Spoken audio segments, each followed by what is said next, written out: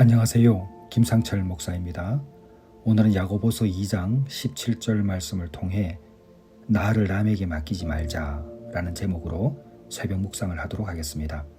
제가 먼저 본문을 읽겠습니다. 이와 같이 행함이 없는 믿음은 그 자체가 죽은 것이라. 아멘. 오늘 새벽 묵상은 우리 장년들도 마찬가지지만 우리 청년들에게도 아주 중요한 메시지입니다.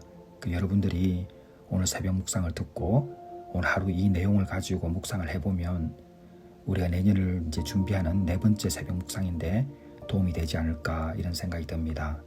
잘 들어보십시오. 아마 여러분들은 이 덴젤 워싱턴의 이 이야기를 들은 일이 있을 텐데 혹 못 들으신 분도 있기 때문에 제가 에피소드를 하나 말씀을 드리겠습니다. 아랍계 미국인 배우가 이제 잘 알려진 덴젤 워싱턴에게 질문을 했습니다. 이렇게 말했습니다. 저는 아랍계 미국인 배우입니다. 저는 테러리스트 역할이거나 테러리스트가 아닌 무슬림 역할만 하게 됩니다. 이러한 고정관념을 막기 위해 영화계 리더들이 무엇을 해야 한다고 생각하나요? 이분이 이렇게 덴젤 워싱턴에게 질문을 했습니다. 이분의 생각에는 왜 나 같은 배우를 꼭 테러리스트 아니면 무슬림 역할만 맡기는지 자기는 의아한 모양이었습니다. 그래서 이제 덴젤 워싱턴에게 이렇게 질문한 거죠. 이 질문에 대해서 덴젤은 이렇게 대답을 했습니다. 제 생각에 무슬림 미국 배우들은 그들 스스로 작품들을 만들어내야 한다고 생각합니다. 난 흑인들에게도 같은 말을 해왔습니다.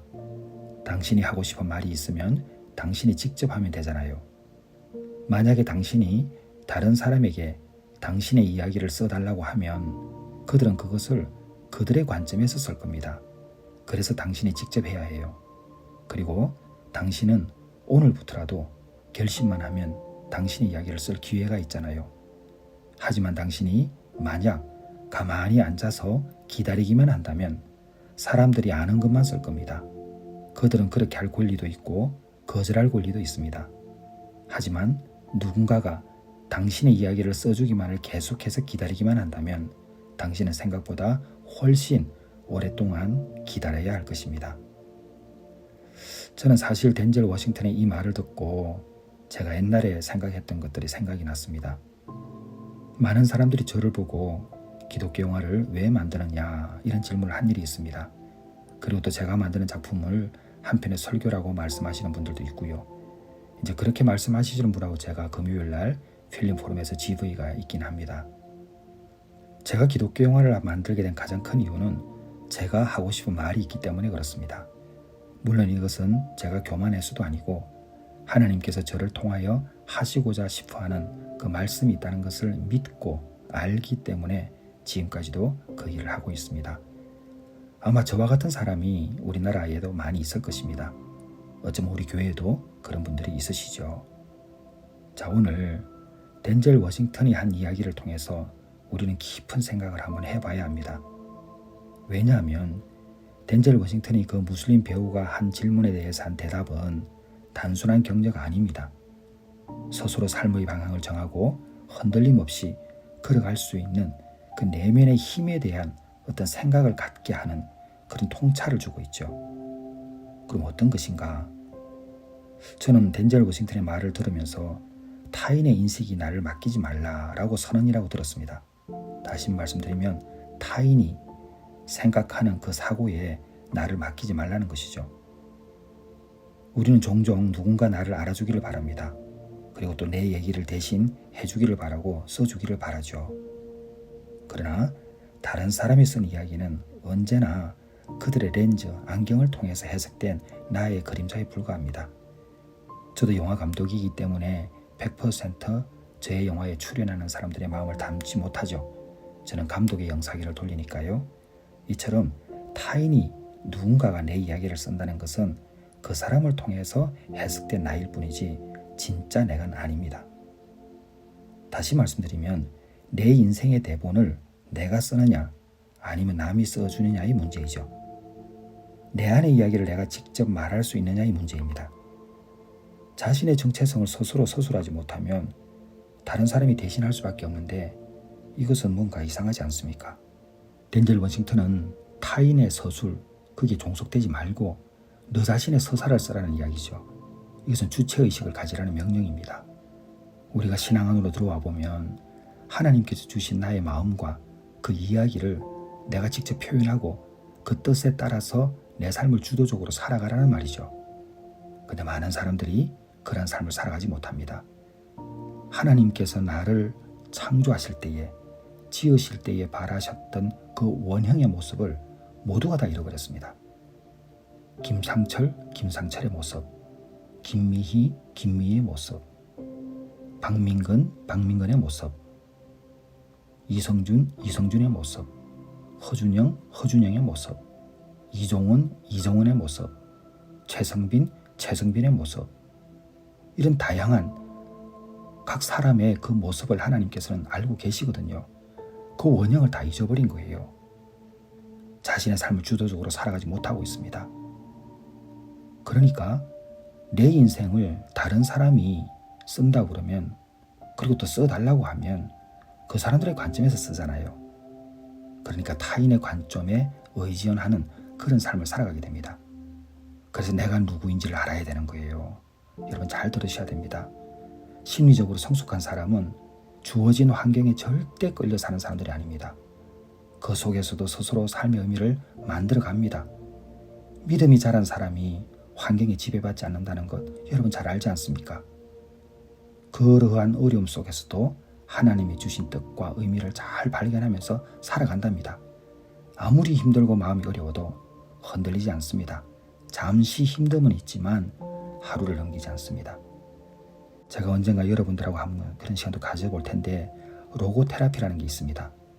로고테라피는 오스트리아의 정신과 의사 빅터 프랭클이 만든 심리치료 이론입니다. 이제 제가 영화 상담을 할 때 좀 쓸 건데요.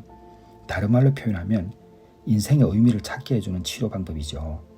인간은 어떤 상황에서도 삶의 의미를 찾을 수 있다라는 그 믿음 아래서 세워진 이게 치료법입니다. 이 치료법이 어떻게 만들어졌냐면, 빅터 프랭클이 유대인입니다. 2차 세계대전 때 강제 수용소에 끌려갔죠. 그곳에서 가족을 잃습니다. 매일 죽음을 마주하고 살아가는 절망의 삶들이 매일매일 있었습니다.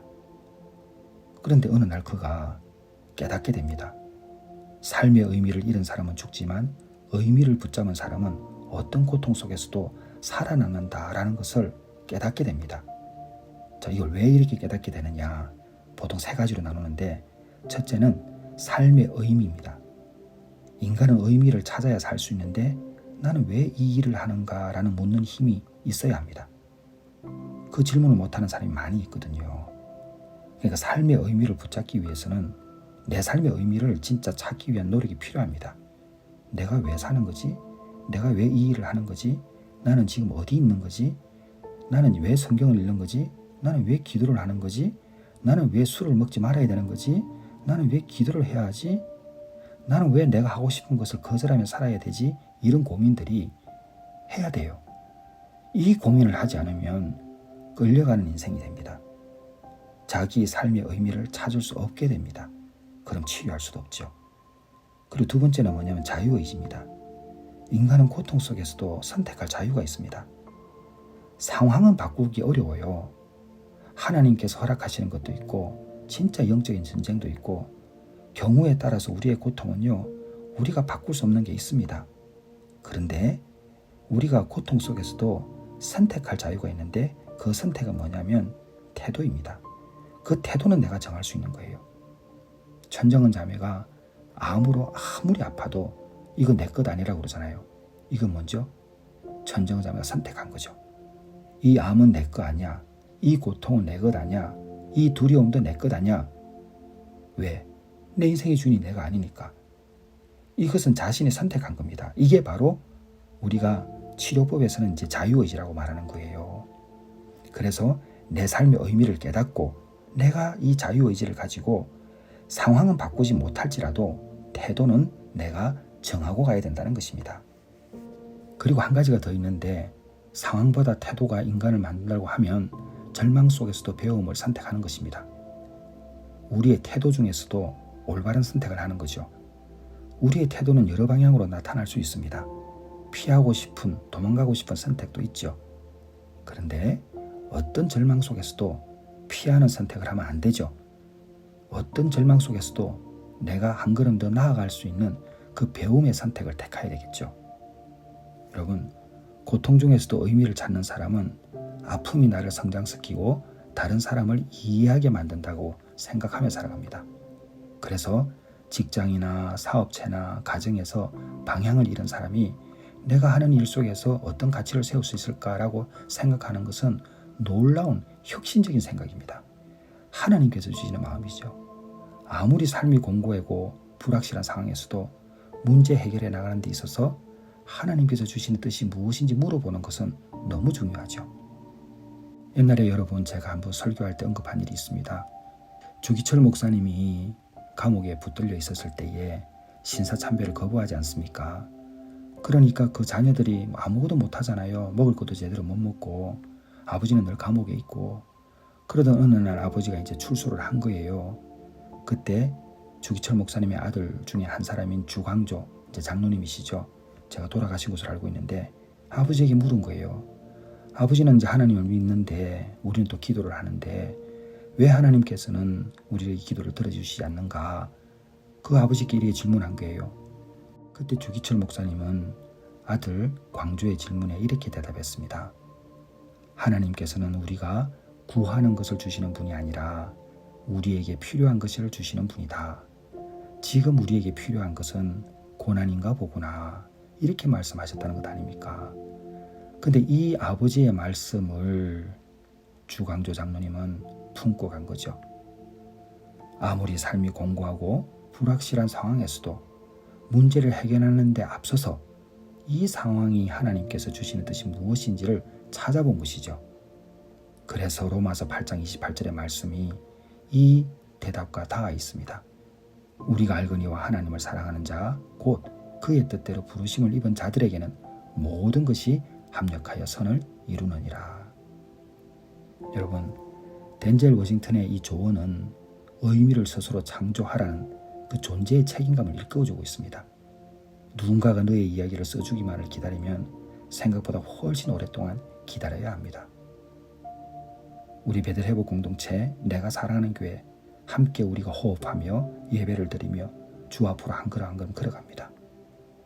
여러분, 여기에 와서 똑같은 삶을 살아가고 똑같은 패턴, 과거로 돌아가고 똑같은 이야기 속으로 다시 들어가게 되면 우리가 거기서 벗어날 수 있을까요? 절대 못 벗어납니다. 한 번의 잘못된 선택이 우리는 어떤 결과를 낳는지 너무나 잘 봐왔습니다. 그럼 어떻게 해야 될까요? 돌이켜야죠. 선택을 잘해야죠. 의미를 부여해야죠. 자유의지를 잘 사용해야죠. 그리고 내가 선택한 그 태도에 대해서는 늘 배움을 우리는 찾아야 되겠죠. 성숙하지 못한 사람은 자신의 인생이 외부의 결정에 달려있다고 느낍니다. 그러나 성숙한 사람은 지금 내가 결정할 수 있다고 생각합니다. 우리는 지금 결정해야 돼요. 여러분, 그래야지 내년에 하나님께서 우리 교회를 통해서 주시고자 하는 그 약속의 말씀을 다 받을 수 있습니다. 우리는 객체로 머물면 안 됩니다. 행동하는 그 주체가 돼야 됩니다. 이제는 끌려다니지 말고 내가 앞서서 걸어가야 합니다. 내가 누군지 세상이 판단하게 내버려둬선 절대 안 됩니다. 세상의 공중 권세 잡은 자가 나를 판단하고 있잖아요. 여러분을 판단하고 있잖아요. 너는 안 될 거야. 너는 무너질 거야. 너는 또 같은 길을 갈 거야. 자꾸 과거로 끌고 갑니다. 안 됩니다, 절대. 내 삶의 주도권, 내 서사의 주도권을 회복해야 됩니다. 제가 상담을 해보면 많은 사람들이 자기 서사를 통해서 회복합니다. 자기 인생의 정체성을 회복하는 거죠. 자신의 고통과 상처, 신앙과 꿈, 이것을 직접 이야기를 합니다. 그 이야기를 하는 그 시점에 그 이야기는 모두가 치유의 언어가 되어서 상처를 상흔으로 만들게 됩니다. 그러므로 여러분 꼭 기억하십시오. 하나님께서 우리에게 주신 달란트가 있습니다. 근데 그 달란트는 누군가가 대신 쓰라고 주신 것이 아닙니다. 내가 써야 합니다. 너희는 세상의 빛이라고 그랬습니다. 너는 세상의 빛이라고 말씀하셨습니다. 빛은 스스로 비추게 되어 있습니다. 그래서 여러분이 행동해야 합니다. 언제까지 과거에 붙들려서 언제까지 애굽으로 돌아가려고 합니까? 언제까지 만나와 메추라기의 그 기적을 믿고 광야 생활을 하시겠습니까? 약속의 땅 가나안으로 가야 되지 않을까요? 하나님이 주신 나의 이야기, 나의 소명을 내가 책임지고 써내려가야 되지 않겠습니까? 남이 나를 정의하기 전에 내가 나의 이야기를 쓰겠다라는 그 포부를 주님 앞에서 기도하고 선포해야 됩니다. 그래야지 우리 내가 사는 교회 성도들이 베들회복 공동체의 많은 지체들이 2026년도에 궁극적으로 변화되는 새로운 삶을 살아갈 수 있는 것입니다. 사랑하는 여러분, 언제까지 남의 인생을 기대고 내 인생을 포기하며 살아가겠습니까? 나의 인생을 남에게 맡기지 말고 하나님께서 주신 이야기를 여러분 스스로 직접 써내려가시기 바랍니다. 우리 내가 사는 교회 장년들, 우리 남성들, 여성들, 그리고 우리 청년들 간곡히 부탁합니다. 예수님 잘 믿어야 합니다. 우리 예수님은 여러분에게 정말 좋은 것을 주시는 분입니다. 그래서 주님 안에서 다시 한번 각오하고 여러분 애굽으로 돌아가면 안 됩니다. 만나와 메추라기에 만족해서도 안 됩니다. 광야에서 그걸 받으면 무슨 소용이 있습니까? 가나안 땅으로 가야죠. 여러분을 성장시키는 것이 무엇인지를 꼭 분별하고 세상의 가치와 판단을 따르지 말고 우리 함께 손을 잡고 걸어가기를 진심으로 기도합니다. 기도하겠습니다. 하나님 아버지, 우리 내가 살아가는 교회 성도들 불쌍히 여겨주시옵소서. 주여 은혜를 더하여 주시옵소서. 예수님의 이름으로 기도드려 싸움나이다. 아멘.